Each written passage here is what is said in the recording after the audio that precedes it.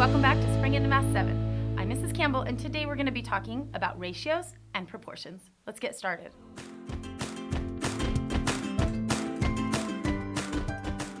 Let's start with the definition of a ratio. A ratio is a way to compare two numbers, measurements, or quantities. When we write a ratio, we divide one number by another and express the answer as a fraction. Pretty simple. 25 over 75 is an example of a ratio. Let's jump right into an example. Nadia is counting out money with her little brother. She gives her brother all the nickels and pennies. She keeps the quarters and dimes for herself. Nadia has 4 quarters and 6 dimes. Her brother has 15 nickels and 5 pennies, and he's happy because he has more coins than Nadia.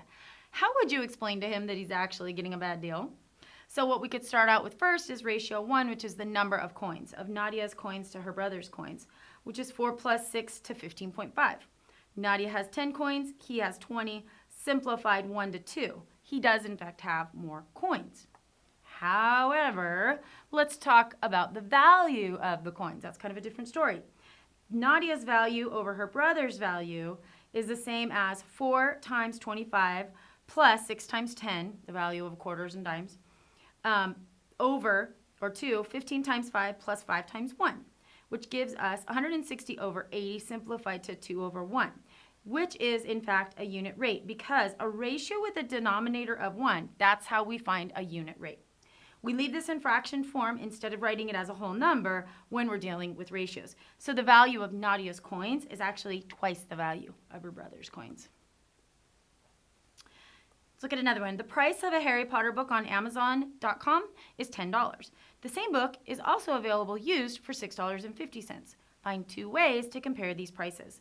Well, the first thing we could do is compare the difference in the value of the books. $10 minus $6.50 is $3.50. We could also use a ratio to compare them. Amazon.com to used is $10 to $6.50. When we multiply by 10 to remove the decimals, we get 100 over 65 equals, once we simplify, 20 over 13. So the new book actually costs 20 over 13 times, 20 to 13 times as much as the used book. Another example, a tournament-sized shuffleboard table measures 30 inches wide by 14 feet long. Compare the length to its width and express the answer as a ratio. So we have the feet in length to the inches in width, which is 14 feet to 30 inches.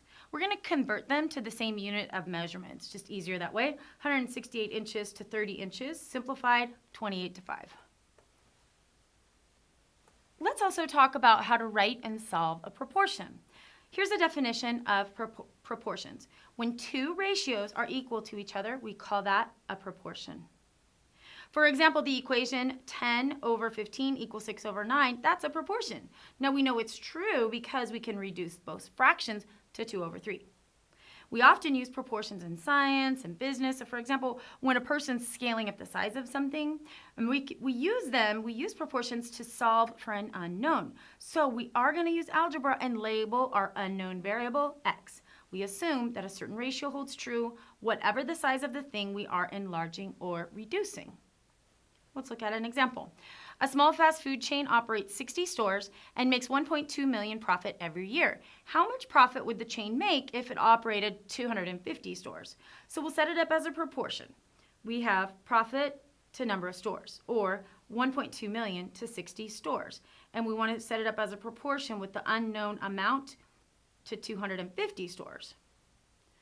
So what we're going to do next is cancel out the zeros. The last 0 in the 1.2 million and the 0 in the 60 equals x over 250, just to kind of simplify the equation.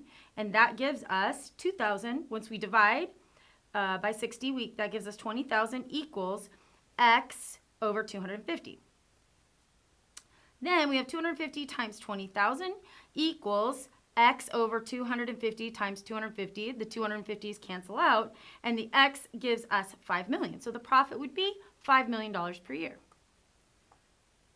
Here's another example. A chemical company makes up batches of copper sulfate solution by adding 250 kilograms of copper. Let's highlight that. 250 kilograms of copper sulfate powder to 1,000 liters of water. A laboratory chemist wants to make a solution of identical concentration, but only needs 350 ml, or 0.35 liters of a solution. How much copper sulfate powder should the chemist add to the water? Well, first, we're going to write our ratio. The mass of powder divided by the volume of the water used by the chemical company. So the ratio is 250 kilograms to 1,000 liters, and we can reduce that to 1 kilogram to 4 liters. Now our unknown is the mass in kilograms of powder to add. That's going to be our X. And the volume of water will be 0.35 liters, like it said in the problem. So the ratio will be X kilograms to 0.35 liters. Not so hard. Our proportion comes from setting the two ratios equal to each other. So you have 1 kilogram to 4 liters equals X kilograms to 0.35 liters. That will then become 1 over 4 equals X over 0.35. And then you just solve. You multiply both sides by 0.35 and you get X equals 0.0875. So the chemist should add 0.0875 kilograms or 87.5 grams of copper sulfate. Let's also talk a little bit about solving proportions using cross products. I love cross multiplying. I think it's super fun and super easy. One way to simplify proportions is to do it this way, to cross multiply. Let's take a look at this proportion. 16 over 4 equals 20 over 5. Now, if we want to eliminate fractions, we could multiply both sides by 4 and multiply both sides by 5. In fact, we could do both at once. So we have 4 times 5 times 16 over 4 equals 4 times 5 times 20 over 5. Once we cancel out, we get 5 times 16 equals 4 times 20. So now comparing this to the proportion we started with, we see that the denominator from the left-hand side ends up multiplying with the numerator on the right side. And you're going to see how this ends up being a cross. So you can see how in effect the two denominators have multiplied across the equal sign. So the 5 multiplies by the 16 and the 4 multiplies by the 20. And that's how we got the 5 times 16 equals 4 times 20. It's pretty fun actually.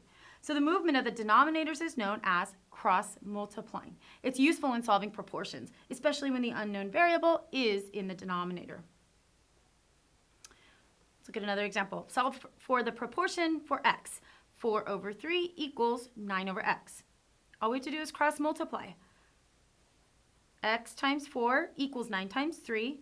4x equals 27. Then we're going to divide both sides by 4 and we get x equals 6.75. It couldn't be much simpler than that. Let's also look at a real world problem using proportions. So when we're faced with a word problem that requires us to write a proportion, we really need to identify the unknown, which is going to be the quantity that we represent as x. And we've talked about that a lot. And the ratio, which is going to stay fixed. So here's our example. A cross-country train travels at a steady speed. It covers 15 miles in 20 minutes. How far will it travel in 7 hours, assuming it continues at the same speed? So we can use this. This is kind of an example of a distance equals speed times time problem. Now we came across a problem like this in a previous lesson, but I want you to remember that the speed of a body, my highlighter here, the speed of a body is the quantity distance over time. That's going to be our ratio. So we simply plug in the known quantities and then convert hours to minutes. So we have 15 miles to 20 minutes equals 15 miles to 1/3 hour. So this is kind of an awkward looking ratio. But since we're going to be cross multiplying, we're going to leave it as it is. Next, we're going to set up our proportion. 15 miles over 1/3 hour equals x miles over 7 hours. All we have to do is cancel the units and cross multiply. So we multiply both sides by 3. 7 times 15 equals 1/3 times x. Then we have 3 times 7 times 15 equals 3 times 1/3 times x. And we get x equals 315. Or the train will travel 315 miles in 7 hours. All right, let's summarize what we've picked up in this lesson. So remember, a ratio is a way to compare two numbers, measurements, or quantities by dividing one number by the other and expressing the answer as a fraction. For instance, 2 over 3, 32 miles over 1.5 gallons. Those are all examples of ratios. A proportion is formed when two ratios are set up equal to each other. Also, cross multiplication is useful for solving equations in the form of proportions. So to cross multiply, remember, we multiply the bottom of each ratio by the top of the other ratio and then set them equal. So for instance, cross multiplying 11 over 5 equals x over 3 results in 11 times 3 equals 5x. That just about does it for this lesson, everyone. Thanks so much for joining us, and we'll see you next time. Bye-bye.